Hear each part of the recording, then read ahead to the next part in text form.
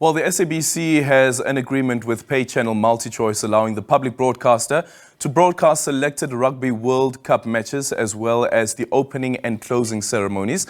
The Springboks are among the favourites to retain their title that they won back in 2019. To discuss their chances and the broadcast deal, we now are joined by Mike Greenaway, who's a senior sports writer at Independent Media. Mike, good afternoon. Thank you so much for making time for us. What do you make, first of all, of this deal that the SABC as well as MultiChoice have gone into? Yeah, hi folks. I just think it's fantastic. The Springboks are the people's team. They belong to all South Africans, and thank goodness some kind of sanity's prevailed, and the greatest rugby team on the planet is now accessible to all South Africans. So what a way to kick off what is going to be probably the best sporting spectacle South Africans have seen. Oh gosh, I mean, the Springboks are looking so good. So this World Cup is theirs to win. I'm convinced of it.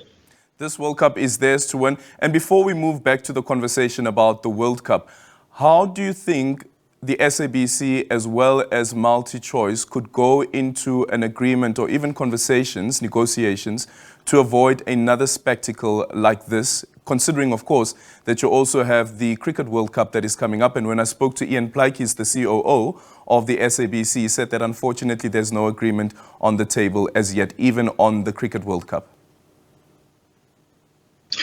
Look, to be honest, I'm not sure of the intricacies of the negotiations. I'm not sure what's happened in the respective boardrooms. I can just say that I'm just grateful that a resolution that there is a resolution, and long may it continue. Like I say, the national teams belong to South Africa, and every South African has a right to view the national team. Yeah, the national team belong to South Africa, the Springboks also, because they are also one of the favourites in this tournament. Do you think that they'll be able to defend their title? They've got such a good chance. Hey, I'm usually a little bit of a pessimist when it comes to the Springboks. We tend to get let down a little bit, especially when we're favourites. But the way this team has come together at the right time, winning World Cups is all about peaking. And Rassie Erasmus and Jacques Nienaber, the bosses, have been putting the pieces of the jigsaw puzzle together now for about 18 months, and the Boks are on a trajectory now which is making them deserved favourites, along with Ireland and New Zealand. But we've got the manpower, we've got the team, we've got the form, we've got great leadership, we've got great coaching staff. There is no reason why the Springboks can't defend the cup. Yeah, and what do you make of the form of the Springboks, and also looking at, it was a friendly match between themselves as well as the All Blacks, but some people saying that what you find is that there's actually a lot of strength there in the players that have been posted, and also, if you can, which players would you say would have a significant impact on the tournament? Yeah, so looking at the Springboks, traditionally we've always had these big meaty forwards, and that remains the case. But what we've added now is some fantastic strike power. We're now not just a one-trick pony of arm wrestling teams into submission. We can now take them on up front and then unleash the racehorses at the back. I mean, we've got some fantastic players. Kainan Moodie, who unfortunately misses this game on Sunday against Scotland because of an injury.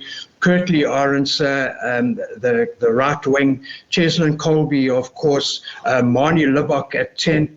We've got some absolutely fantastic players. And if you compare the Springboks in 2023 to 2019, when we won the Cup, this is a much better team. And the All Blacks? Okay, the All Blacks are our traditional foes. They are always good at World Cups.